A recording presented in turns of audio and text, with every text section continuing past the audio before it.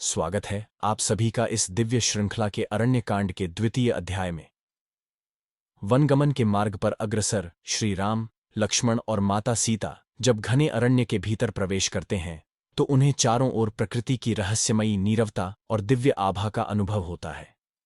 हरे भरे वृक्षों की शाखाओं से छनकर आती सूर्य की किरणें जैसे स्वयं प्रभु के पावन चरणों को आलोकित कर रही थीं। इस गूढ़ वन क्षेत्र में उनकी भेंट होती है एक ऐसे महान तपस्वी से जिनका तेज और तपस्या स्वयं इंद्रलोक को भी प्रभावित कर चुके थे। वे थे महर्षि शरभंग। मुनिवर का आश्रम वन के मध्य में स्थित था, जहां शांत वातावरण में गूंजते मंत्रों की ध्वनि और यज्ञ कुंड की अग्निशिखाएं उनके गहन तप का साक्षात प्रमाण थीं। जैसे ही उन्होंने प्रभु श्रीराम के आगमन की सूचना पाई, उनके चिर प्रतीक्षित नेत्रों में उल्लास की लहर दौड़ गई।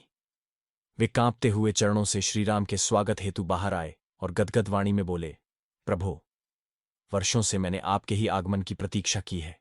देवराज इंद्र स्वयं मुझे अपने विमान पर बिठाकर स्वर्ग ले जाने पधारे थे, परंतु मैंने उन्हें यह कहकर लौटाया कि जब तक मुझे श्रीराम के चरणों का साक्षात दर्शन नहीं होगा तब तक मैं स्वर्ग की कोई भी संपदा स्वीकार नहीं करूंगा।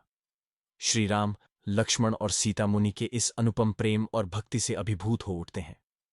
शरभंग मुनि फिर एकाग्रचित्त होकर अपने यज्ञ की अंतिम आहुति देते हैं।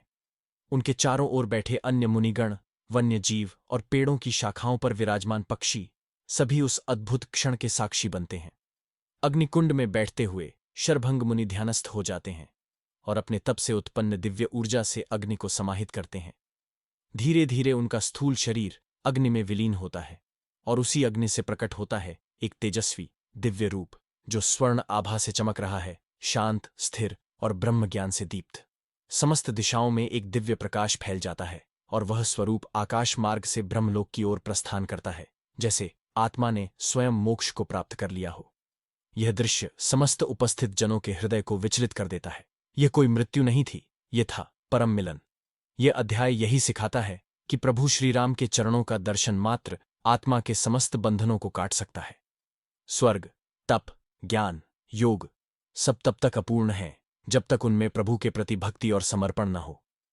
महर्षि शरभंग का यह त्याग और समर्पण हमें यही भाव देता है कि सच्चा मोक्ष केवल प्रभु प्रेम में ही निहित है।